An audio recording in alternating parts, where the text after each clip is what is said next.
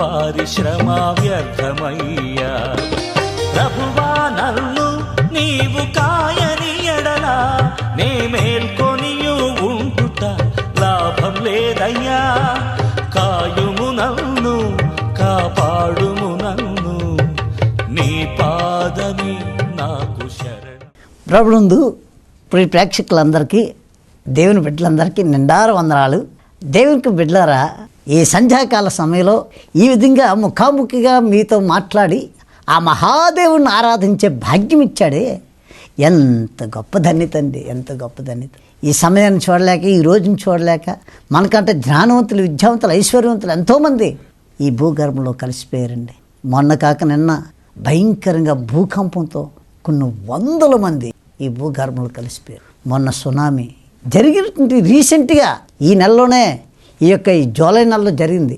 మహాదేవుడు మనల్ని రక్షించి ఈ ఆగస్టు నెల 1వ తారీఖులోకి మొదటి రోజులోకి అడుగు పెట్టించిన మహాదేవునికి కోటాను కోట్ల స్తుతులు, స్తోత్రాలు, వందనాలు తెలియజేస్తూ మనల్ని అందరినీ సంధ్యాకాల సమయంలో ఈ విధంగా కలుసుకోవడానికి దేవుడు అవకాశం ఇచ్చినందుకు ఆయన కోటాను కోట్ల స్తుతులు, స్తోత్రాలు తెలియజేస్తూ దేవునికి వాక్యంలోకి పరిశుద్ధ వేద గ్రంథంలో మన జీవితాలని, మన బ్రతుకుల్ని ఆయన మహిమతో నింపుతూ, ఆయన తేజస్తో నింపుతూ, ఆయన కొరకు జీవించే జీవితాలను ఇస్తున్న ఆ మహాదేవునికి వందనాలు తెలియజేస్తూ పరిశుద్ధ వేద గ్రంథంలోకి వెళ్దామండి. చూడండి, నేను ఈరోజు చెప్పే సబ్జెక్ట్ ఏంటంటే, ఒక అనాథ అయినటువంటి తల్లి, తండ్రి, అన్నదమ్ములు, అక్క చెల్లి ఎవ్వరు లేనటువంటి వ్యక్తి దేవుని కోసం, దేవుని యొక్క ఏ రోజైతే భూమి మీద పడిందో ఆ రోజు కండి దేవాది దేవుడు, సృష్టికర్త, జగద్రక్షకుడు మహాదేవుడు ఈ లోకాలన్నీ, యావత్ ప్రపంచాన్ని, సృష్టిని అంతటిని సృష్టించిన సృష్టికర్త వైపు తిరిగి ఆమె దేవుణ్ణి అత్తుకొని దేవుని మహింపరిచే విధానం ఉందే, ఎంత గొప్ప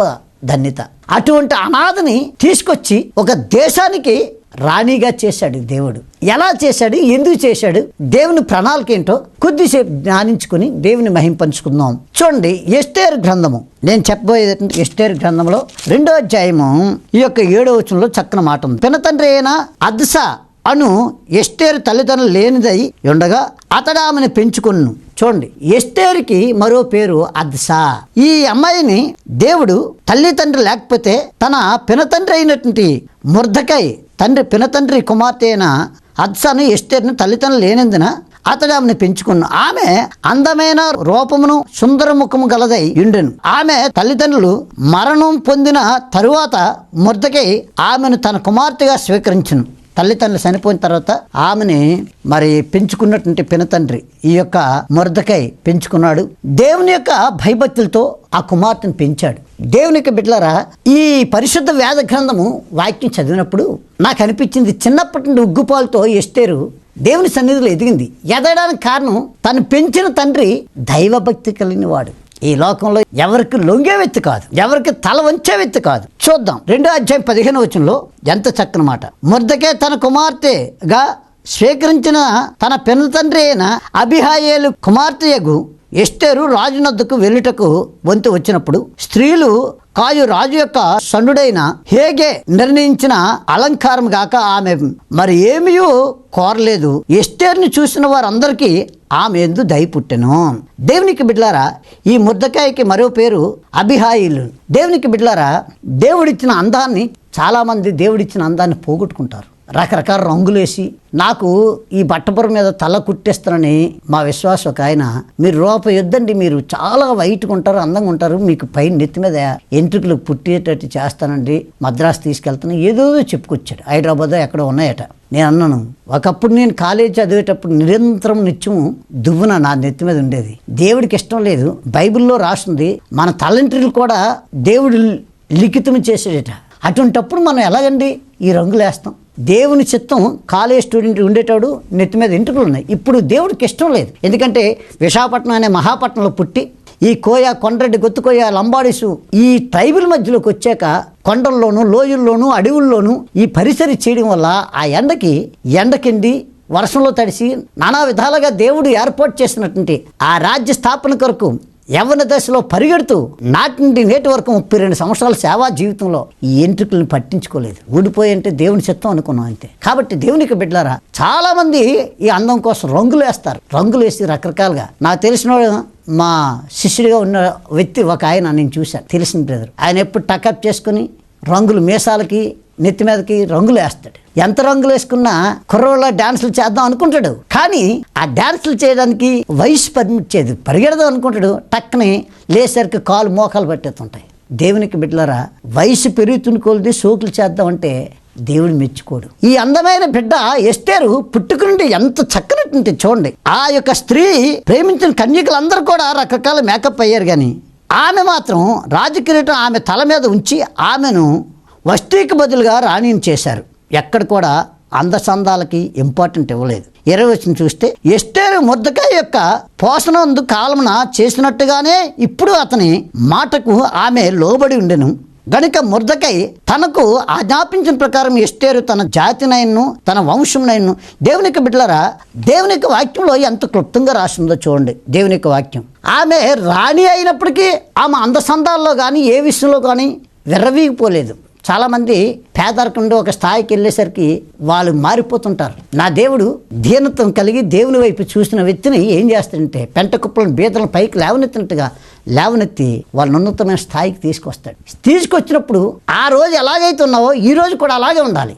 ఆ రోజు వేసిన వైట్ బట్టలు, ఏ రోజైతే ప్రభుని నమ్ముకొని బాప్తిని తీసుకొని దేవుని సేవకు వచ్చామో, బైబిల్ ట్రైనింగ్ అయ్యి ఆ రోజు నుండి ఈ రోజు వరకు ఇది తప్ప రెండోది మేకప్లు లేవు. కనుకనే మన దేవుడు చూచున్న దేవుడు, వింటున్న దేవుడు, సమాధానం ఇచ్చిన దేవుడు. మరుగైన వ్యక్తి కాదు, రాయి కాదు, రప్ప కాదు, చెట్టు కాదు, పుట్ట కాదు. మన దేవుడు చూచున్న దేవుడిని నమ్ముకున్నాం కనుక మనం ఎక్కడున్నా, అది నీ భార్య పిల్లల దగ్గర ఉన్నా, లేదా చుట్టాల బంధువుల దగ్గర ఉన్నా, లేదా మరొక దగ్గర ఉన్న ఎక్కడ నువ్వు ఉన్నా ఆయన లేని స్థలం అంటూ లేదు. కనుక నువ్వెక్కడున్నా దేవుడున్నాడని భయముతో బ్రతకాలి. అలా బ్రతికితే ఆ వ్యక్తిని ఉన్నతమైన స్థాయికి తీసుకొస్తాడండి మహాదేవుడు అయినటువంటి మన రక్షకుడైన ప్రభు అని యేసుక్రీస్తు. కనుక ఈ రాణి అయినటువంటి ఎస్తేరు ఎటువంటి ఒక స్థాయికి వెళ్ళిపోయినా ఆమె ఏమాత్రము దేవునికి వ్యతిరేకంగా జీవించలేదండి. దేవుని మహింపరిచింది. తను అలాగ అయిందంటే కారణం తను పెంచిన తండ్రి మొర్దెకై అటువంటి భక్తిపరుడు. చూడండి ఎలాంటి భక్తిపరుడు అంటే 3వ అధ్యాయం 2వ వచనంలో, కాబట్టి రాజు గుమ్మమునున్న రాజు సేవకులందరూ రాజాజ్ఞానుసారంగా మోకాళ్ళని హామానుకు నమస్కరించిరి. మొర్దెకై వంగకయు నమస్కారం చేయకయు నుండగా రాజు గుమ్మమునున్న రాజు సేవకులు, నీవు రాజాజ్ఞను ఎందుకు మీరుచున్నావని మొర్దెకైని అడిగిరి. ఆ ప్రకారం వారు ప్రతిదినము అతనితో చెప్పుచూ వచ్చిన అతడు వారి మాటలు చెవిని బెట్టకపోయాను. కనుక వారు మొర్దెకై యొక్క మాటలు స్థిరపడినో లేదో చూతుమని దాన్ని హామానుకు తెలిపిరి. ఎలయనగా అతడు నేను యూదుడును గనుక అతన్ని పని చేయజాలనని వారితో చెప్పి ఉండెను. మొర్దెకై వంగకయు నమస్కారం ఇంపకయు నుండుట హామాను చూసి బహుగా కోపించెను. ఆమేన్. Glory to the God. ఆమేన్, ఆమేన్, ఆమేన్, ఆమేన్, ఆమేన్. హల్లెలూయా. Glory to the God. ఆమేన్. ఎస్. దేవుని బిడ్డ ఏ స్థలంలో ఉన్నా దేవుణ్ణే మహింపరచాలి తప్ప అక్కడున్న అవసరాల కోసం. మొన్న జగన్ ప్రభుత్వం, ఇప్పుడు ఆ చంద్రబాబు ప్రభుత్వం ఉండేటప్పుడు మనిషికి 5,000 రూపాయలు పాస్టర్లకు ఇస్తారంటే మీరు ఇచ్చేయండి అండి. ఆయన దగ్గరికి వెళ్ళండి, ఈయన దగ్గరికి అంటే ఎంఆర్ఓ దగ్గరికి, విఆర్ఓ దగ్గరికి, వాలంటీర్ దగ్గరికి అన్నీ తిరగమన్నారు. నేను తిరగవలసిన అవసరం లేదు. నాకు అసలు ప్రభుత్వం ఇచ్చిన డబ్బే నాకు అవసరం లేదు అని చెప్పి దేవుని వైపు చూసాం. ఆ ప్రభుత్వం వారు ఇచ్చిన డబ్బులు తీసుకున్న వ్యక్తులు ఒకలాగే ఉన్నారు. నేను ఏవి ప్రభుత్వం తీసుకోపోయినా నేను ఇలాగే ఉన్నాను. నన్ను పోషిస్తున్న దేవుడి వైపు నుంచి వస్తాను తప్ప ఈ లోకంలో ఏదో ఇస్తారంటే వాటి కోసం పరిగెట్టట్లేదు. అవసరాన్ని బట్టి మారిపోయిన జీవితాలు కాదండి. ఎగ్జాంపుల్ చెప్తాను మీకు. మొన్న మా అక్కయ్య గారు మనవరాలు పుష్పతి అయితే నేను నా భార్య పిల్లలు అందరూ వెళ్ళాం. 32 సంవత్సరాల క్రితం. చాలా సంవత్సరాలు దేవుని సేవకు వచ్చిన తర్వాత చుట్టాలు బంధువుల దగ్గరికి వెళ్ళలేదు. కారణం ఏంటంటే టైం లేక. అందులో భద్రాచలం, కోనవరం, వాళ్ళు చూస్తే విశాఖపట్నం వెళ్ళడానికి టైము లేదు. ఆ అవసరత మరి చెప్పినప్పటికీ వెళ్ళలేకపోయాం. కానీ మనం వైజాగ్ వెళ్ళేటప్పుడు అవకాశం వచ్చింది కనుక వెళ్తే అక్కడ పాత స్నేహితులందరూ, అన్నదమ్ములు, చుట్టాల బంధువులు అందరూ కలిసి వాళ్ళు పెద్ద పేకాట భోజనాలు ఆ యొక్క మందు అంతా తాగుతున్నారు. ఆ టైంలో నన్ను పిలిస్తే వెళ్ళేసరికి అక్కడ నన్ను చూసిన వ్యక్తులు ఆ పేకాట అవన్నీ కూడా పేక దస్తాలని దాచి పాస్టర్ గారు వచ్చారు అని చెప్పి మా అన్నదమ్ములు కూడా, మా ఫ్రెండ్స్ వాళ్ళందరూ కూడా తాగుతుంటే రే కొద్ది తీసుకురా అని ఈశ్వరా తీసుకురంటే మా అన్నయ్యలు, మా తమ్ముడు వాళ్ళందరూ అన్నారు, వాడు తీసుకోడరా, వాడు దేవుని నమ్ముకున్న వ్యక్తి. అనేకులు ఆ వ్యక్తి ద్వారా అనేక మంది జీవితాలని బాగు చేసి కట్టినట్టు వ్యక్తి. ఆ వ్యక్తి అలాంటి పనులు చేయడురా అని చెప్పి నిమిషం అక్కడ ఉంచనివ్వలేదా, నువ్వు వెళ్ళండి పాస్టర్ గారని పంపించారు. తర్వాత మా అక్కతో మాట్లాడి ఆ యొక్క కానుకలు వేయవలసింది వేసి మేము వచ్చాం. తర్వాత మా అక్క మా అన్నయ్యలు పాస్టర్ గారు ఎక్కడికి వచ్చినా ఆయన పని ఏదో ఆయన చూసుకుని వెళ్ళిపోతాడే తప్ప పనికి మళ్ళీ మాటలు కానీ జోకులు కానీ ఎటకారాలు ఆడడం కానీ ఇవేవి ఉండవు. ఎస్, దేవుని నమ్ముకున్న తర్వాత నీ శరీరాత్మ ప్రాణాత్మని నా దేవునికి అప్పచెప్పుకున్న తర్వాత ఈ లోకపు మాటలు లోకపు వేషాలు వేయకూడదు. దేవునికి మహిమ తేవాలి. ఎస్, మొర్దెకై అదే పని చేశాడు. హామాను కుయుతుపడే హామాను అధికారి అయినప్పుడు ఆయనకి నమస్కారం పెట్టలేదని మొర్దెకైని భయంకరటువంటి శోధించాడు. చూద్దాం 3వ అధ్యాయము 1-5 వచనాలు చూస్తే భయంకరటువంటి హామాను నమస్కారం చేయలేదని మొర్దెకై మీద కక్షపూరికటువంటి ఆలోచన కలిగి ఆ మొర్దెకై ప్రాణము మాత్రం తీయటకు స్వల్ప కాలమని ఎంచి మొర్దెకై యొక్క జనులు ఎవరై ఉన్నదని హామాను తెలుసుకున్నాడు. హామాను తెలుసుకుని ఆ వ్యక్తిని చంపడానికి ప్రయత్నం చేశాడు. 4వ అధ్యాయం 1వ వచనం, జరిగిందంతా తెలియగానే మొర్దెకైన తన బట్టలు చింపుకొని గోనె పట్టాలు వేసుకొని బూడిద పోసుకొని పట్టణం మధ్య బయలు వెళ్ళి మహాశోకంతో రోదన చేసిన. చూసారా, ఆయన ఎప్పుడైతే యూదుల మీద వారలేటువంటి దుష్టుడు హామాను యూదులందరినీ కూడా హతమార్చాలని భయంకర శోధన పెట్టి ఆ టైంలో మొర్దెకై జీవంగల దేవుడు, సృష్టికర్త అయిన దేవుడు, రాజులకు రాజు, ప్రభులకు ప్రభు, డాక్టర్లకు డాక్టర్, పరమవైద్యుడైన నిన్న నేడు నిరంతరం ఏకరీతిగా ఉన్నటువంటి ఆ సజీవుడైన జీవంగల దేవుని వైపు చూస్తున్న ఈ మొర్దెకై వెళ్ళి దేవుని పాదాల దగ్గర మోకరించి ప్రార్థన చేశాడు. ఆ మొర్దెకై కూతురు ఆ యొక్క రాణి అయినటువంటి ఎస్తేరు చెప్తే ఆమె ఉపవాసం ఉండి ప్రార్థన చేస్తుంది. రాణి చెప్పొచ్చు, ఇదిగో ఇలా హామాను ఇలా చేసేట ఆ సంగతి తేల్చి అని చెప్పొచ్చు. కానీ దేవుని చిత్తాన్ని జరిగించాలని దేవుని పాదాలు పట్టుకుని కన్నీరు మున్నీరై ఎస్తేరు మొర్దెకై యూదులందరూ ప్రార్థన చేశారు. దేవునికి బిడ్డలారా, ప్రార్థన పరిస్థితులు మారుస్తుంది, నీ స్థితిగతులు మారుస్తుంది, నీ బ్రతుకుని మారుస్తుంది, నీ పిల్లల జీవితాలు మారుస్తాయి. నాకు చాలా మంది ఫోన్లు చేసి కన్నీరు మున్నీరై ఏడుస్తూ ఉంటారు. అయ్యా, చిన్నప్పటి నుండి నా పిల్లల్ని ఎంతో అల్లారు ముద్దుగా పెంచాం, కష్టం ఏంటో ఎరగకన్నా పెంచాం, నేటి దినాన్ని మా మాటలు వినడం మానేశారయ్యా, తాగుబోతులు అయిపోయారయ్యా, అది ఇది అని చెప్తూ ఏడుస్తుంటారు. దేవునికి బిడ్డలారా, ఈ టీవీ చూస్తున్న ఈ సంధ్యాకాల సమయంలో ప్రేక్షకులారా, దేవుని బిడ్డలారా, కష్టం ఏంటో తెలియకన్నా పెంచకండి పిల్లల్ని. నువ్వు కష్టపడుతున్న వేలు లక్షలు ఎన్ని తెచ్చినా అది ఎలాగొస్తుందో నీ కష్టం ఏంటో నీ పిల్లలు తెలియాలి. నా పిల్లలు, నా కొడుకు, నా కూతురు, అల్లుడు, కోడలు వీళ్ళందరూ సేవకులు అయ్యారనంటే మేము ఎలా కష్టపడి దేవుని సేవ చేసాము, ఆ కష్టాలన్నీ చూశారు. దేవుని పాదాలు పట్టుకొని ఎలా దీవించబడాలో నేర్చుకున్నారు. ఆ దీవించబడాలంటే దేవునికి ఎలాగ మహిమకరంగా జీవించాలో ఆ జీవితాలని చిన్నప్పటి నుండి ఉగ్గుపాలతో నేర్చుకున్నారు. కనుక ఈ దినము వాళ్ళ పిల్లల్ని ఉన్నతమైన చదువులు చదివించుకుంటున్నారు. ఒకప్పుడు నా పిల్లలిద్దరు కూడా, బాబు పాప స్కూల్కి వెళ్ళేటాడు, వాళ్ళు వీళ్ళు చాక్లెట్లు తింటుంటే ఆ చాక్లెట్లు కొనుక్కోవడానికి డబ్బులు లేవు. నా పిల్లలు అలాగే తింటున్నోళ్ళుగా చూస్తుంటే నేను ఏడ్చుకుంటూ ఇంటికి వెళ్ళి నా భార్య నేను ఎన్నో రోజులు ఏడ్చిన రోజులు ఉన్నాయి. అలాంటి దీనస్థితిలో ఉన్న మమ్మల్ని ఈరోజు ఈ టీవీలో ఆరాధన టీవీ, నిరీక్షణ టీవీ, శుభవార్త ఇలాగా అనేక టీవీలకి 1,50,000 రూపాయలు నెలకి ఖర్చు అవుతుంది, యూట్యూబ్కి ఇవన్నిటికీ కలిపి. ఎందుకు ఈ మాటలు చెప్తున్నానంటే, ఏమీ లేని మమ్మల్ని అన్నీ ఉండేటట్టు చేశాడంటే దేవుని వైపు మేము చూసాం.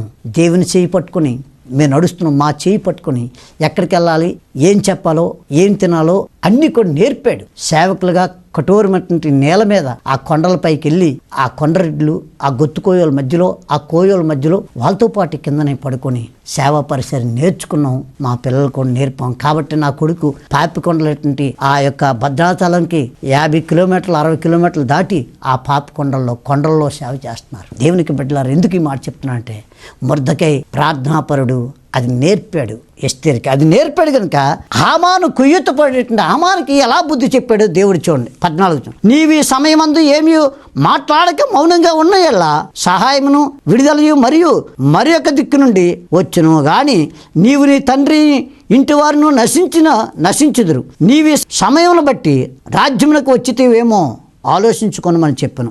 అప్పుడు ఎస్తేరు మొర్దెకైతో మరలా ఇట్లను, నీవు పోయి శోషాను కోటయందు ఉన్న కనబడి యూదులందరినీ సమాజ మందిరమునకు సమకూర్చి నా నిమిత్తం ఉపవాసం ఉండి 3 దినములు అన్నపానములు చేయకుండా నేను నా పనికత్తులతో ఉపవాసం ఉండి ప్రార్థన. చూసారా, ఉపవాస ప్రార్థనతో జయించింది ఎస్తేరు. చిన్నప్పటి నుండి ఉగ్గుపాలతో దేవుని సన్నిధిలో కష్టం వచ్చేసరికి దేవుని దగ్గరికి రావాలి. దేవునికి బిడ్డలారా, బైబిల్లో గుణపాఠాలు మనకన్నీ కూడా. తల్లి తండ్రి సొంత అన్నదమ్ములు చంపడానికి ప్రయత్నం చేస్తున్న ఆ యోసేపుని దేవునితో నడిచాడు కనుక నానే దిక్కులేని స్థలానికి వెళ్ళి అక్కడ ఆ దేశానికి ప్రధానమంత్రి అయ్యాడు.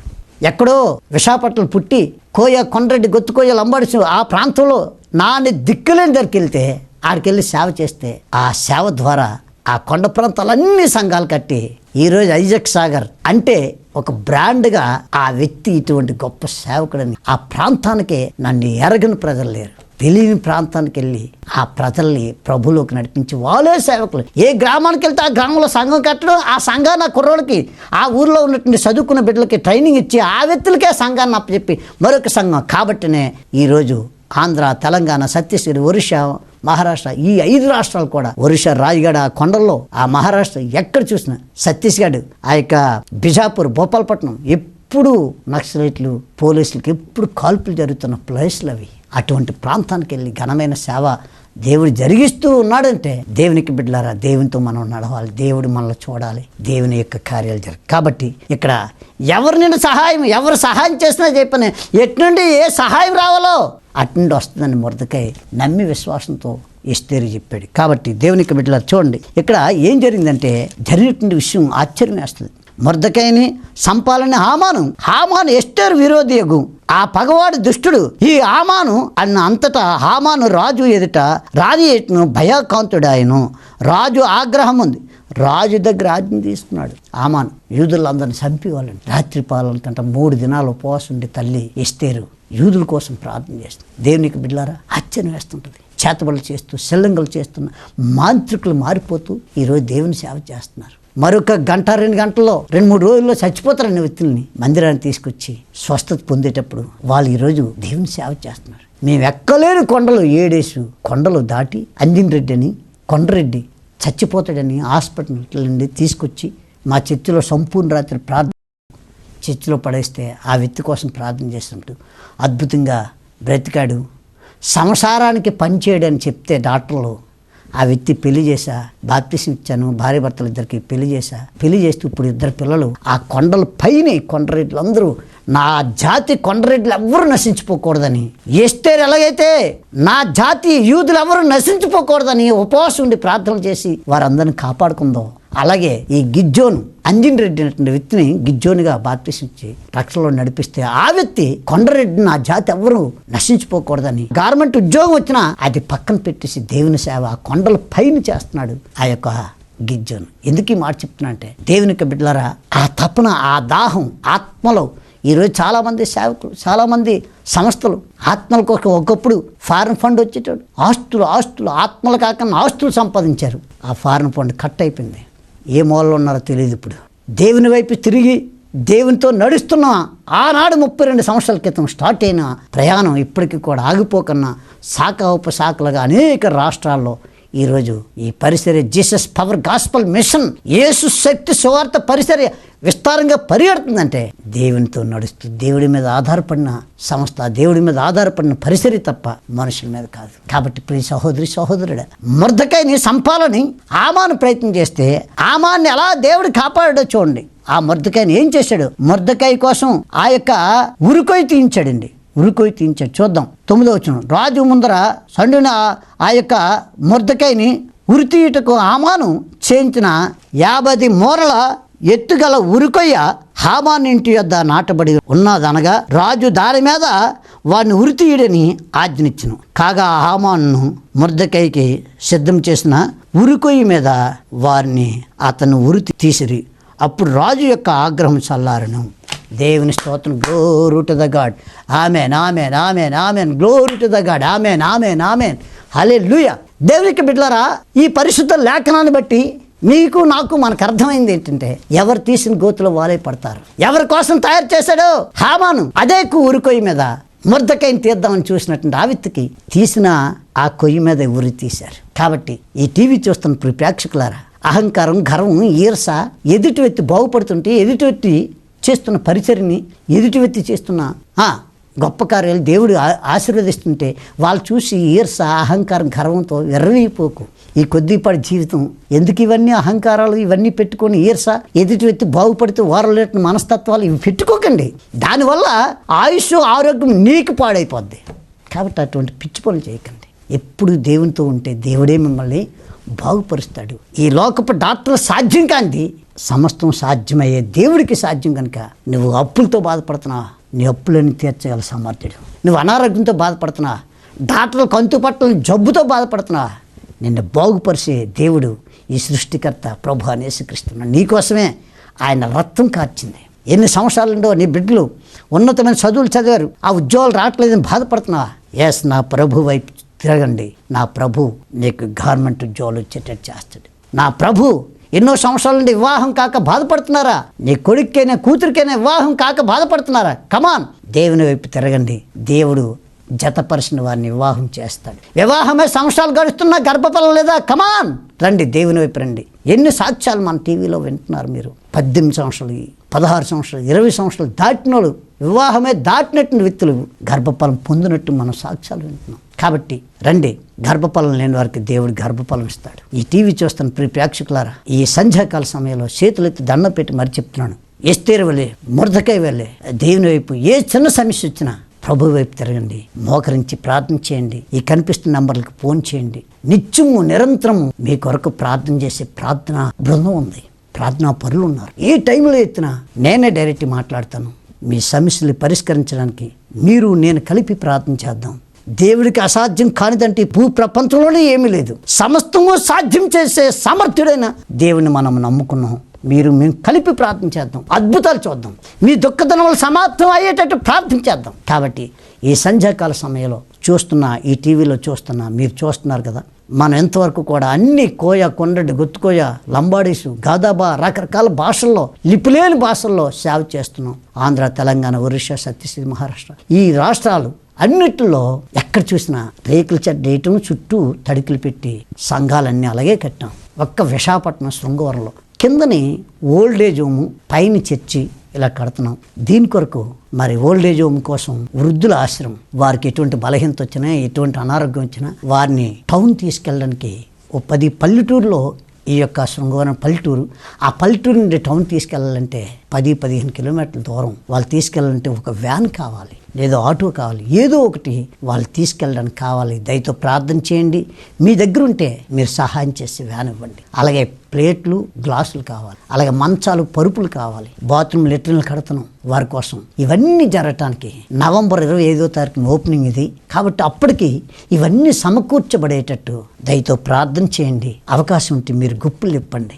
దేవునికి ఇచ్చి ఇంతవరకు పాడైపోయిన లేరు. కాబట్టి ఈ 32 సంవత్సరాలు ఘనమైన పరిసర సంఘాలు కట్టడమే మాకు అప్పచెప్పాడు. కానీ ఓల్డేజ్ హోము ఇంతవరకు మేము పెట్టలేదు. ఇదే ఫస్ట్ టైం. ఎందుకు మమ్మల్ని పెట్టమంటుంది మాకు అర్థం కాలేదు. విశాఖపట్నం రైల్వే స్టేషన్ దగ్గర, బస్ స్టాండ్ల దగ్గర మతిస్తుమంతం లేక నోటంట తేపకారి భయంకరమైన స్థితిలో ఉన్న వారిని తీసుకెళ్ళి వారికి వైద్యం చేయించి, వారి పేపర్లో ఎవరైనా వాళ్ళ తాలూకాలు వస్తారని పేపర్లో యాడిచ్చి ఆ పోలీసుల సహకారంతో ఆ యొక్క ఓల్డేజ్ హోము పెట్టడం జరుగుతుంది. కనుక మీరు దాతృత్వం కలిగి దేవుడికిచ్చి పాడిన లేరు. దేవుడికిచ్చి పేదరికాన్ని, అప్పుల్ని అన్నీ పరిష్కరించుకొని దేవుడికిచ్చి అభివృద్ధి పొందినటువంటి వ్యక్తులు ఎంతోమంది మనం సాక్ష్యాలు వింటున్నాం. మీరు ఎందుకు కాకూడదు అదృష్టవంతులుగా? మీరు ఎందుకు కాకూడదు మీ పేదరికాన్ని పటాపంచలే పారిపోయేటట్టు చేసుకోవడానికి ఎందుకు కాకూడదు?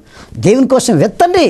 ఈ అభాగ్యుల కోసం, ఈ వృద్ధుల కోసం మీకు తోసింది సహాయం చేయండి. ఒక తమ్ముడు అంటున్నాడు, నా భార్య నా తల్లిదండ్రులు చూడనివ్వట్లేదండి అని ఏడుస్తుంటే, పర్వాలేదు నీ తల్లిని మా దగ్గరే. ఎందుకు ఈ మాట చెప్తున్నా అంటే, ఇటువంటి అభాగ్యులు రండి, మీ వృద్ధులకి మీరు చూసి సహకరించండి. ఒకవేళ మీరు రావడానికి అవకాశం లేకపోతే ఈ ఫోన్పే నెంబర్లు మీకు కనిపిస్తున్నాయి. మీ తోసింది మీరు సహాయం చేయండి, పంపించండి. మీ తోసింది పంపించండి. ఈ వృద్ధుల ఆశ్రయాన్ని కొనసాగించండి. దేవుడి మాటలు దీవించి ఆశీర్వదించిన గాక. ప్రార్థన చేసుకుందాం.